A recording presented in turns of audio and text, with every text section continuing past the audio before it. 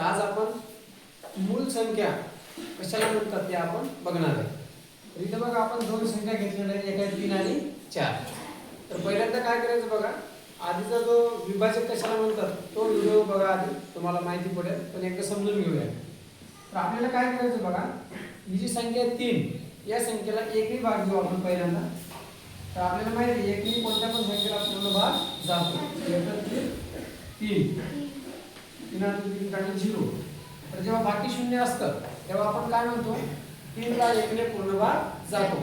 तेव्हा पूर्ण भाग म्हणण्याचा दुसरा शब्द कोणता आहे, विशेष. कसा भाग जातो, विशेष भाग जातो. आता 3 ला आपण एकनी भाग दिला आहे, आता द्यायचा आपल्याला दोन्ही भाग. तर बे एक बे, 3 2 काढले 1 राहिला. आता इथे बाकी किती आहे, 1 आहे. आणि ही जी बाकी आहे आपला जो भाजक आहे त्याच्यापेक्षा लहान आहे, इथे भागाकार आपला संपला. आता भाग द्यायचा आपल्याला 3 ला, पहिले 2 ने दिला, आता 3 ने द्यायचा. 3 3 3 काढले 0 0.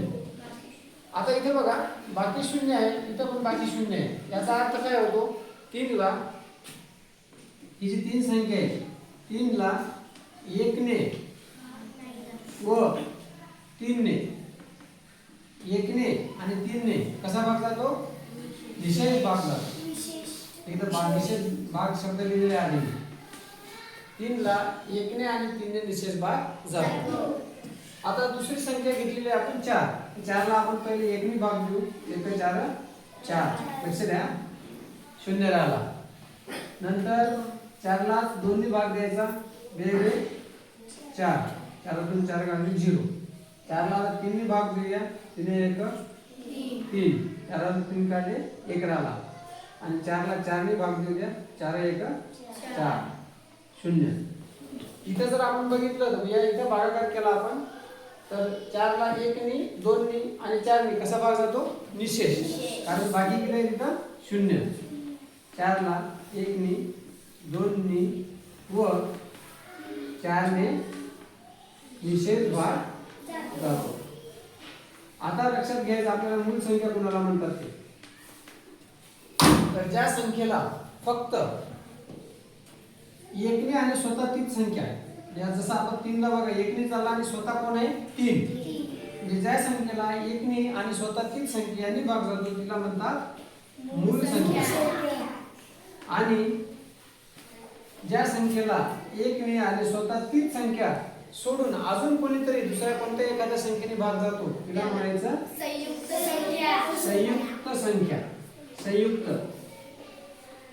आणि निशेष भाग ज्याने ज्याने जातो, समजा आता 4 ला 1 ने जातो, 2 ने जातो आणि 4 ने जातो, याला 4 चे विभाजक सुद्धा म्हणतात. आणि 3 ला 1 ने आणि 3 ने जातो म्हणजे 1 आणि 3 ला काय म्हणतात, 3 चे विभाजक. असं पण म्हणू शकतो आपण की ज्या संख्येचे एक आणि स्वतः ती संख्या हे दोनच विभाजक असतात तिला म्हणतात मूळ संख्या. आणि ज्या संख्येचे 3 किंवा 3 पेक्षा जास्त विभाजक असतात तिला म्हणायचं संयुक्त संख्या. तर मूळ आणि संयुक्त संख्या या समजून घ्यायच्या. हे समजण्यासाठी तुम्हाला पूर्ण भाग जातो कशाला म्हणतात ते माहिती पाहिजे किंवा विभाजक माहिती पाहिजे. तर लक्षात आलं तुमच्या सर्वांच्या? हां. तर हे मूळ संख्येची गोष्ट लक्षात ठेवायची. 2 ही अशी एक संख्या आहे की ती मूळ पण आहे आणि सम पण आहे.